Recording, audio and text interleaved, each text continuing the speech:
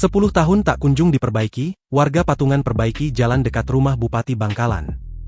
Warga di Desa Kombangan ke Desa Katol Kecamatan Geger Kabupaten Bangkalan Jawa Timur, melakukan perbaikan jalan secara patungan.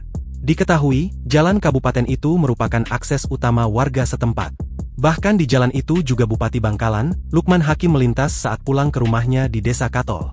Koordinator Gotong Royong, Lutfinul Hakim mengaku jalan di desanya sudah sejak 10 tahun terakhir tak pernah diperbaiki. Ia bersama warga desa sudah melakukan perbaikan dengan material seadanya beberapa kali. Itu sudah lama rusak sekitar 10 tahun belum diperbaiki oleh pemerintah. Jadi kami pernah perbaiki sudah rusak lagi karena memang materialnya gak kuat, lalu sekarang kami perbaiki lagi karena rusak parah, ujar Hakim, Selasa, 20 Mei 2025. Kerusakan jalan semakin diperparah oleh kondisi hujan yang kerap mengguyur desa itu. Akibatnya, material jalan terkikis dan terbawa air hujan sehingga jalan semakin rusak dan berlubang.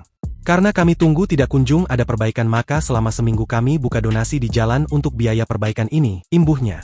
Selama seminggu, uang terkumpul sekitar 6 juta rupiah dan beberapa warga turut menyumbang bahan material. Setelah dana terkumpul, warga bergotong royong melakukan perbaikan jalan. Totalnya sekitar 6 juta, ada juga yang ngasih material, salah satunya kepala desa nyumbang semen, ucapnya. Setelah dikerjakan selama 2 hari, jalan penghubung dua desa itu kini bisa dilalui. Meski begitu, diperkirakan hasil perbaikan tak bertahan lama sebab tidak menggunakan aspal. Kami cuma bisa berharap segera diperbaiki oleh pemerintah, rumah Pak Bupati juga di Katol jadi kalau ke sana lewat jalan ini juga, ungkapnya. Sementara itu, Kepala Dinas Pekerjaan Umum dan Penataan Ruang Kabupaten Bangkalan, Rizal Mardiansyah mengaku akan mengecek lokasi kerusakan tersebut. Download Tribun X sekarang, menghadirkan lokal menjadi Indonesia.